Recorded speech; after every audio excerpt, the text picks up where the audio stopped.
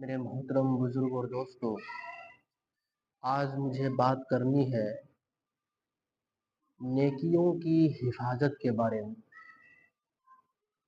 گزشتہ ہفتہ میں نے ایمان کی حفاظت کے متعلق کچھ باتیں کی تھی کہ ہماری زندگی میں سب سے قیمتی چیز ہمارا ایمان ہے، لہٰذا اس کی حفاظت کی فکر کریں۔ اگر ایمان نہیں بچے گا تو پھر ساری زندگی کی نیکیاں برباد ہیں۔ اور آج میں بات کروں گا کہ ایمان کے بعد سب سے بڑی دولت، سب سے بڑا سرمایہ ہمارے پاس ہماری نیکیاں ہیں۔ تو میرے محترم بزرگ اور دوستوں، نیکیوں کی حفاظت کے سلسلے میں ایک مشہور حدیث، اس کا خلاصہ آپ کے سامنے پیش کر رہا ہوں۔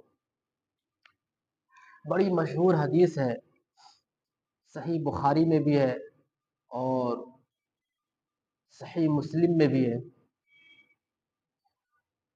میرے آقا صلی اللہ علیہ وسلم نے فرمایا کہ قیامت کے دن سب سے پہلے اللہ کی عدالت میں ایک شہید کو لایا جائے گا۔ سب سے پہلے ایک شہید کو لایا جائے گا۔ اللہ فرمائے گا، میرے بندے، میں نے تجھے اتنی ساری نعمتیں دی، میں نے تجھے اتنی پیاری زندگی دی۔ بندہ عرض کرے گا کہ مالک تیری مہربانی کہ تو نے بڑی نعمتیں دی، لیکن یا اللہ، میں لڑتے لڑتے اپنی جان ہی تیری راہ میں قربان کر دی۔ جان سے بڑھ کر تو کوئی نعمت نہیں ہوتی ہے نا مولا، میں لڑتے لڑتے اپنی جان ہی تیری راہ میں قربان کر دی۔ اللہ فرمائے گا، تو جھوٹا ہے، تو جھوٹ بول رہا ہے، تو نے یہ کام اس لیے کیا کہ لوگ تجھے بہادر کہے، لوگ تجھے دلیر کہے، لوگوں میں تیرا چرچا ہو، تیرا نام چلے، سو تجھے دنیا ہی میں کہہ لیا گیا، اے فرشتوں اسے زنجیر پہناؤ اور منہ کے بل گھسیٹ کر جہنم میں داخل کرو۔ شہید جہنم میں، اللہ اکبر کبیرہ۔ پھر اس کے بعد میرے آقا صلی اللہ علیہ وسلم نے فرمایا کہ ایک سخی کو لایا جائے گا جو اللہ کے نام پر خوب خرچ کرتا ہو، تھوڑا سا نہیں بلکہ جو بہت زیادہ خرچ کرتے ہیں اس کو کہا جاتا ہے سخی۔ تو میرے نبی صلی اللہ علیہ وسلم نے فرمایا کہ ایک سخی کو لایا جائے گا۔ اللہ فرمائے گا، میرے بندے، میں نے تجھے اتنی ساری نعمتیں دی، اتنا مال دیا، اتنی دولت دی، تو نے کیا کیا؟ وہ سخی عرض کرے گا کہ مولا، تیری مہربانی کہ تو نے بڑی نعمتیں دی، بڑی دولت دی، لیکن یا اللہ، میں تیرا مال خرچ کرتا رہا، غریبوں میں، مسکینوں میں، یتیموں میں، بیواؤں پر، مدارس پر، مساجد پر، دین کے کاموں میں، مالک میں تیرا مال خرچ کرتا رہا۔ اللہ فرمائے گا، تو جھوٹا ہے،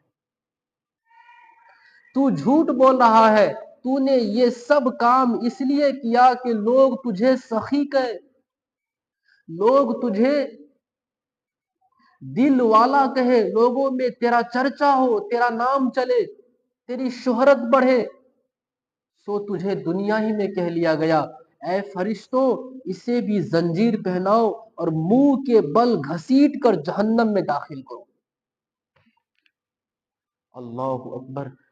پھر اس کے بعد ایک قرآن کا علم رکھنے والا عالم، قاری، حافظ کو لایا جائے گا۔ اللہ فرمائے گا، میرے بندے، میں نے تجھے اتنی ساری نعمتیں دی۔ وہ عرض کرے گا کہ مولا تیری مہربانی کہ تو نے دی۔ پھر اللہ پوچھے گا کہ تو نے کیا کیا؟ میں نے تجھے قرآن کا علم دیا، انبیاء کا وارث بنایا، تو نے کیا کیا؟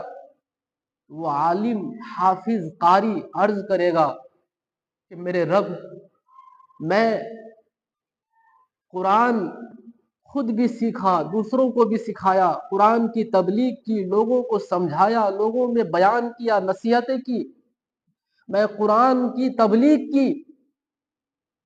اللہ فرمائے گا تو جھوٹا ہے، تو نے یہ کام اس لیے کیا کہ لوگ تجھے بڑا عالم کہے، لوگ تجھے خطیب کہے، لوگ تجھے قاری کہے، لوگ تجھے مفتی کہے، سو تجھے دنیا ہی میں کہہ لیا گیا اے فرشتوں اسے بھی زنجیر پہناؤ اور منہ کے بل گھسیٹ کر جہنم میں داخل کرو۔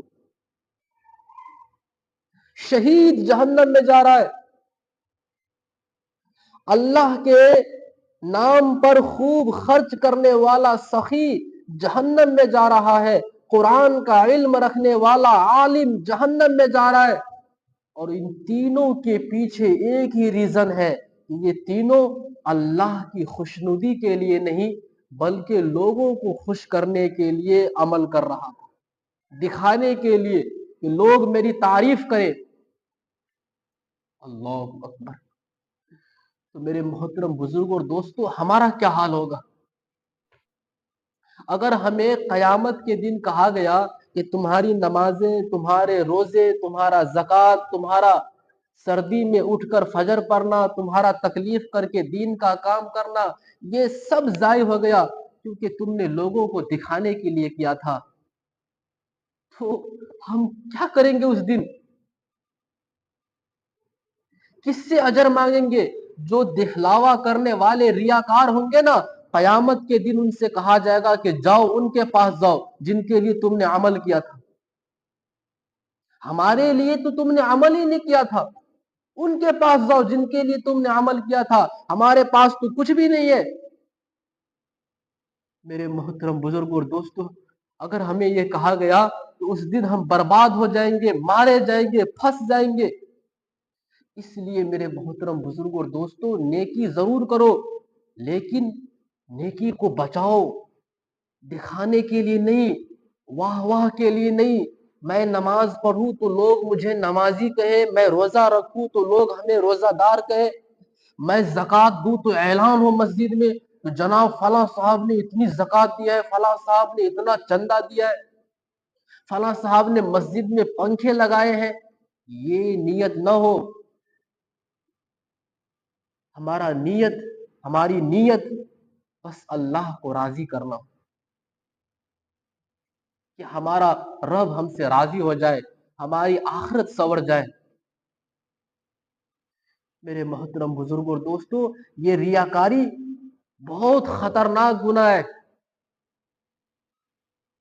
اس کو شرک اصغر کہا گیا ہے، شرک اصغر، کہ عبادت میں دوسروں کو شریک کر لیتے ہیں۔ خالص عبادت کرنی چاہیے تو اس عبادت میں دوسروں کو دکھانے کے لیے دوسروں کو شامل کر لیا، اس لیے اس کو شرک اصغر کہا گیا ہے۔ میرے آقا صلی اللہ علیہ وسلم اس سے بہت ڈراتے تھے۔ ایک مرتبہ صحابہ کرام آپس میں گفتگو کر رہے تھے دجال کے بارے میں، سب ڈرے ہوئے تھے، دجال کے بارے میں تذکرہ کر رہے تھے، اتنے میں میرے آقا صلی اللہ علیہ وسلم آ گئے اور دیکھا کہ سب دجال کے بارے میں بات کر رہے ہیں، تو میرے نبی نے فرمایا کہ میں دجال سے بھی بڑا فتنہ کے بارے میں نہ بتاؤں؟ مجھے تمہارے متعلق اس فتنے سے بھی بڑا فتنہ، ایک جو دجال سے بھی بڑا فتنہ ہے، اس کا خدشہ ہے۔ صحابہ نے عرض کیا یا رسول اللہ ضرور بتائیں۔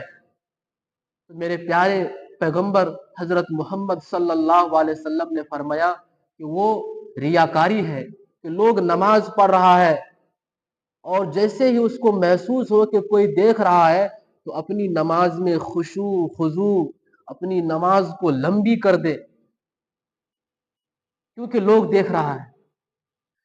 یہ دجال کے فتنے سے بھی بڑا فتنہ ہے۔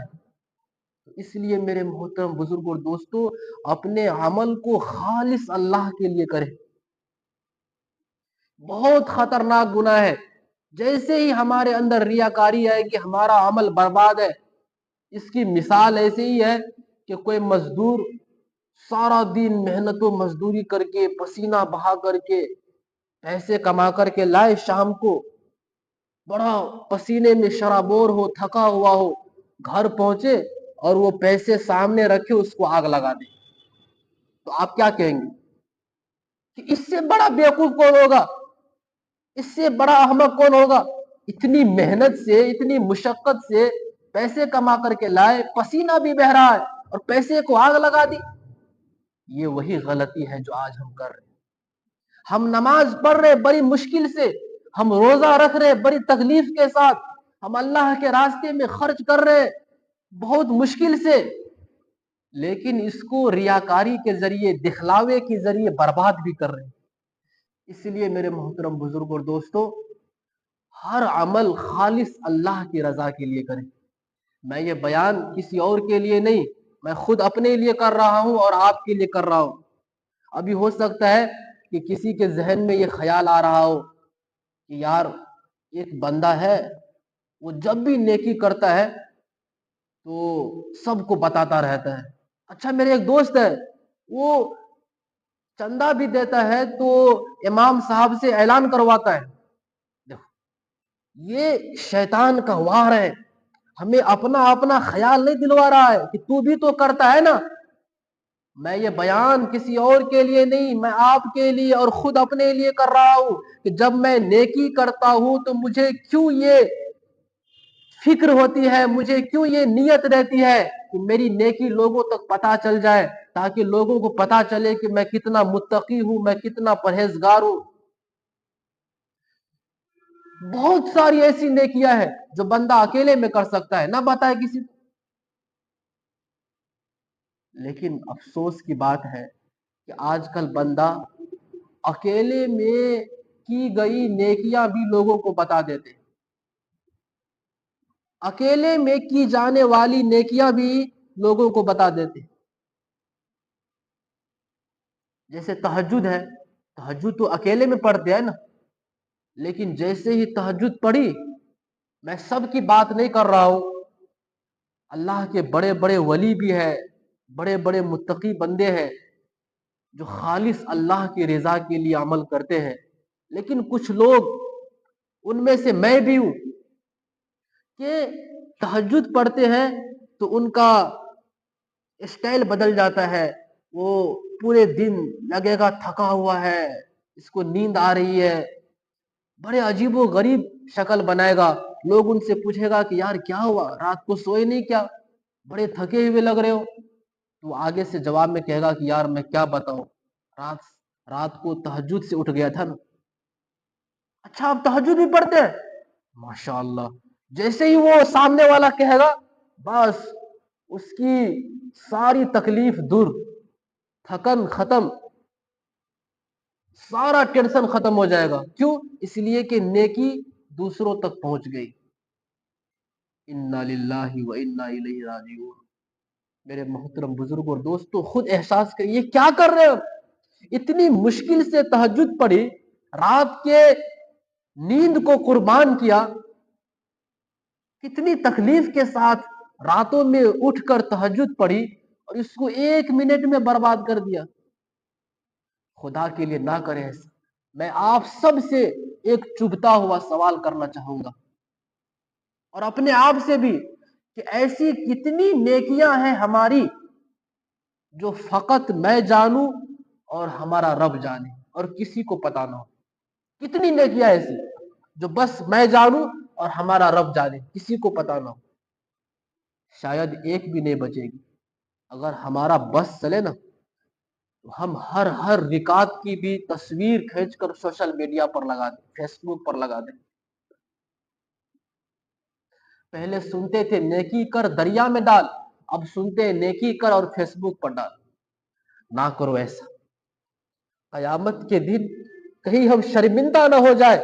آج تو لوگ بہت نیک سمجھتے ہیں نا کہ یہ بندہ بڑا نمازی ہے، بڑے تہجد گزار ہے، بڑے دیندار ہے، بڑے سخی ہے، اللہ کے راستے میں خوب خرچ کرتا ہے، آج عزتیں مل رہی ہے، لیکن کہیں ایسا نہ ہو کہ قیامت کے دن ہم سب کے سامنے شرمندہ ہو جائے۔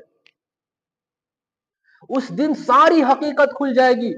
قرآن کہتا ہے وَامْتَازُوا الْيَوْمَ أَيُّهَا الْمُجْرِمُونَ، کہ آج مجرموں کو الگ کر دو. اللہ اکبر. پتہ ہے کیا ہوگا اس دن؟ اللہ رب العزت حضرت آدم علیہ السلام سے فرمائیں گے کہ جو سب جہنم میں جانے والے ہیں ان سب مجرموں کو الگ کرو. حضرت آدم علیہ السلام عرض کریں گے کہ مالک کتنے میں سے کتنے الگ کروں؟ ارشاد ہوگا کہ ہر 1000 میں سے 999 کو الگ کر لو. یعنی ہر 1000 میں سے 999 ایسا ہوگا جو جہنم میں جائے گا. اس دن ساری حقیقت کھل جائے گی، کچھ نہیں چھپے گا. اس دن مقتدی امام کو دیکھیں گے کہ یار یہ اس لائن میں کھڑے ہیں، شاگرد اپنے استاد کو دیکھیں گے، مرید اپنے پیر کو دیکھیں گے. وہ حیران ہوں گے کہ یار میں ان کا بیان سن کر، ان کی تقریر سن کر، ان کی نصیحت سے ہم نیک بنے تھے، اور یہ جہنم کے لائن میں، مجرموں کی لائن میں کیسے آ گئے؟ وہ کہے گا کہ میں تمہیں تو نیکی کی دعوت دیتا تھا، میں تمہیں تو کہتا تھا کہ حرام کام نہ کرو، لیکن خود نہیں بچتا تھا. اس دن کچھ نہیں چھپے گا، اس دن بات نہیں بنائی جا سکے گی. آج ہم لوگوں کو گول مول کر کے سمجھا لیتے ہیں کہ نہیں جناب اصل میں ایسا تھا، اصل میں ہم یہ کر رہے تھے. نعوذ باللہ. اس دن کچھ بھی بات ہم نہیں بنا سکیں گے، ساری حقیقت کھل جائے گی، ہمارے منہ پر اللہ مہر لگا دیں گے، کچھ نہیں بول سکیں گے ہم. اس لیے میرے محترم بزرگ اور دوستو، اپنے عمل کو صرف اللہ رب العزت کو راضی کرنے کے لیے کریں، لوگوں کے لیے نہیں، دکھانے کے لیے نہیں. جو عمل کرے اللہ کو راضی کرنے کے لیے کرے. اور دوسری بات جو ہماری نیکیوں کو برباد کر سکتی ہے وہ ہے احسان جتانا. کیا ہے؟ احسان جتانا. اللہ رب العزت نے قرآن مجید میں ارشاد فرمایا یا ایھا الذین آمنوا لا تبطلوا صدقاتکم بالمن والعزا. اے ایمان والو اپنے صدقے کو باطل نہ کیا کرو احسان جتا کر اور تکلیف دے کر.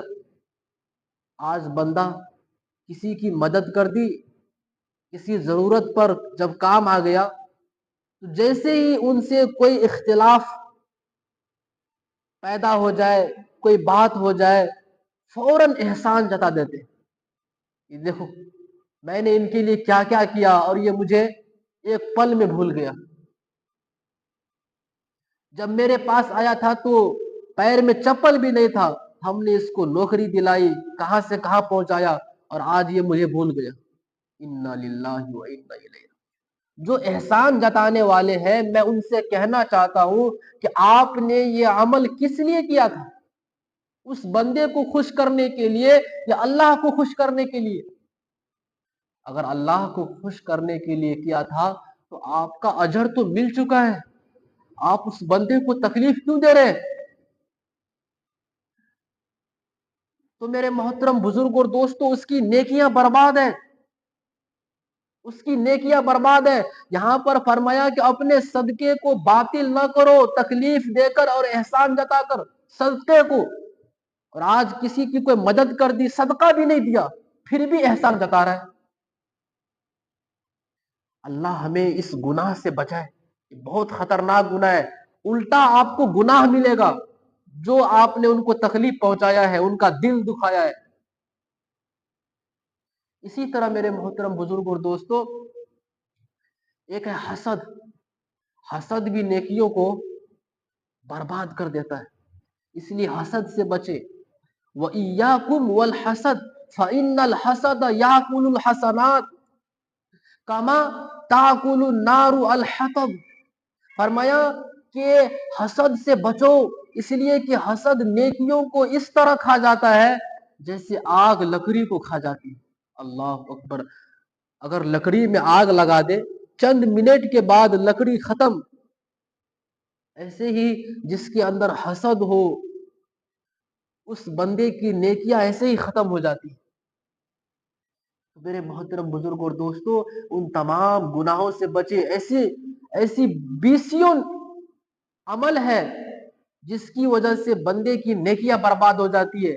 صرف یہی نہیں ہے، آپ علماء سے رابطہ کریں، پوچھیں.